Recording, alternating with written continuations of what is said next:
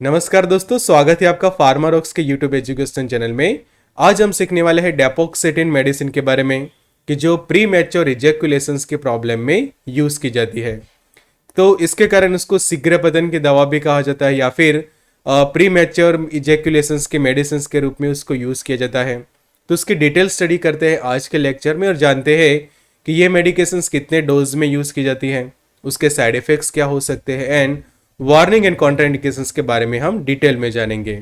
तो शुरू करते हैं आज का लेक्चर और जानते हैं डेपोक्सेटिन के बारे में डिटेल में। तो यहाँ पे हम उसका एक मार्केटेड फॉर्मुलेशन देख सकते हैं ड्यूरालास्ट 30 करके। तो उसके बारे में आगे हम जानते हैं डिटेल में। तो यहाँ पे मैं आपको बताना चाहूँगा कि जो मेडिसिन कोर्स है फार्मारॉक्स के ऊपर, तो वो आप ज्वाइन कर सकते हैं। कि जैसे आज यहाँ पे हम डेपोक्सेटिन के बारे में सीख रहे हैं, ऐसे बहुत सारी दवाइयों के बारे में आप सीख सकते हैं मेडिसिन कोर्स में फार्मारॉक्स के ऊपर। तो ये कोर्स ज्वाइन करने के लिए हमें व्हाट्सएप कर सकते हैं या फिर हमारी ऐप को आप डाउनलोड कर सकते हैं। तो अब समझते हैं डेपोक्सेटिन के बारे में। तो ये ऐसे क्लास का मेडिकेशन है कि जिसको हम एसएसआरआई कहते हैं, मतलब कि सिलेक्टिव सेरोटोनिन रीअपटेक इनहिबिटर ये मेडिकेशन है। और यहाँ पे एक मार्केटेड फॉर्मुलेशन है उसका ड्यूरालास्ट 30 करके, कि जिसके अंदर वो 30 मिलीग्राम जितना एज अ सॉल्ट कंटेंट जो है वो प्रेजेंट होता है। और उसके मैन्युफैक्चर की हम बात करें तो सन फार्मास्यूटिकल्स उसके मैन्युफैक्चर है। और पीई के इलाज में ये मेडिकेशन यूज की जाती है। पी मतलब कि प्री मैच्योर इजैकुलेशन या फिर जो शीघ्र पतन का जो प्रॉब्लम है। तो ये मेडिकेशन खासकर 18 से लेकर 64 ईयर्स के जो एज के जो पुरुष होते हैं उनमें ही यूज की जाती है। कि किसी को शीघ्र पतन का प्रॉब्लम है, प्री मैच्योर इजैकुलेशन का प्रॉब्लम है, तो वो पुरुष उसको यूज कर सकते हैं। तो यहाँ पे आप देखो लेबल की हम स्टडी करते हैं तो फिल्म कोटेड टैबलेट रहती है ये। उसके अंदर जो कलर होता है वो ब्रिलियंट ब्लू कलर होता है, जिसके कारण यहाँ पे जो आप टैबलेट देख रहे हैं वो ब्लू कलर की होती है। 30 मिलीग्राम जितना डेपोक्सेटिन उसके अंदर प्रेजेंट है और इंडियन फार्माकोपिया के स्टैंडर्ड्स के अकॉर्डिंग टू उसको जो है वो बनाया जाता है। फिर ये मेडिकेशन जो है वो प्रिस्क्रिप्शन बेस्ड मेडिकेशन रहती है। और ध्यान ये रखना होता है कि आपको लाइट एंड मॉइस्चर से ये मेडिकेशंस को जो है वो प्रिवेंट करनी होती है। आगे जानते हैं उसके बेसिक उसके बारे में। कि जैसे हमने शुरुआत में भी जाना कि ये प्री मैच्योर इजैकुलेशंस या फिर शीघ्र पतन की बीमारी को ठीक करता है। अब बात करते हैं उसके डोज की। तो उसका जो डोज रहता है वो खासकर लेता है 30 से लेकर 60 मिलीग्राम जितना। और वो पेशेंट जो वो लेते हैं खासकर 1 घंटे पहले, रिलेशंस बनाने के 1 घंटे पहले वो यूज़ करते हैं।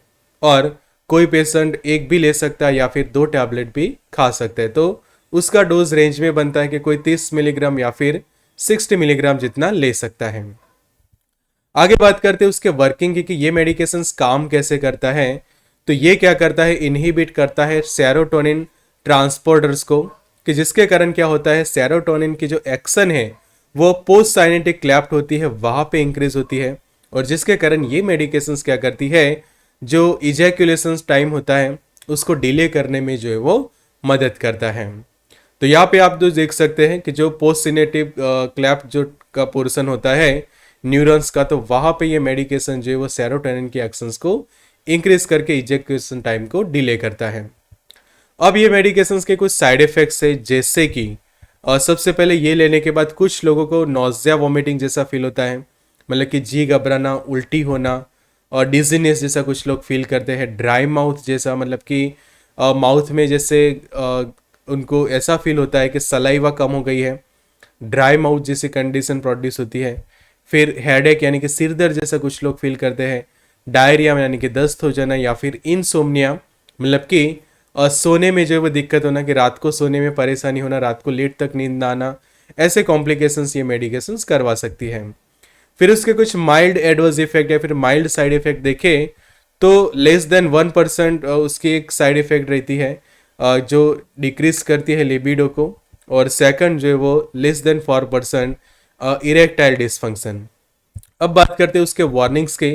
तो पहली वार्निंग ये होती है कि जिनकी उम्र 18 ईयर्स से कम है और 64 ईयर्स से ज़्यादा है वो लोग ये मेडिसिन को यूज़ ना करें। सेकंड वार्निंग ये है कि ये मेडिकेशन जो है वो आपको जो है वो बेहोश कर सकती है, फेंटिंग जैसा पर्सन को हो सकता है। फिर एलर्जिक रिएक्शंस कुछ लोगों को हो सकते हैं। तो ध्यान रखना चाहिए कि अगर आपको कोई भी एलर्जिक रिएक्शंस हो रही है तो तुरंत ये मेडिकेशंस को लेना जो है वो बंद कर देना चाहिए और आपके डॉक्टर या फिर फार्मासिस्ट को इन्फॉर्म करना चाहिए। आगे बात करते हैं उसके कॉन्ट्राइंडिकेशंस की कि कौन से पेशेंट इसको यूज़ ना करें।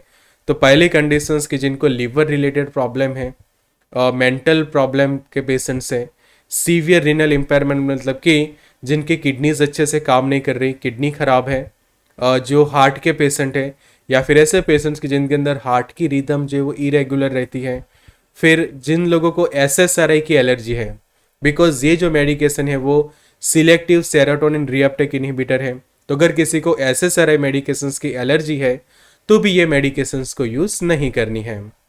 तो ऐसे ही सीखे डिटेल में बहुत सारी दवाइयों के बारे में मेडिसिन कोर्स में फार्मारॉक्स के ऐप ऊपर। तो ये कोर्स ज्वाइन करने के लिए आप हमें व्हाट्सएप कर सकते हैं कि जो disease and medicine related course है और उसका जो स्टडी मटेरियल है वो आप एक्सेस कर सकते हैं। तो व्हाट्सएप कर सकते हैं 9016312020 पे, या फिर हमारी ऐप को आप डाउनलोड करें। लिंक आपको डिस्क्रिप्शन बॉक्स में मिल जाएगी। Good luck and all the best.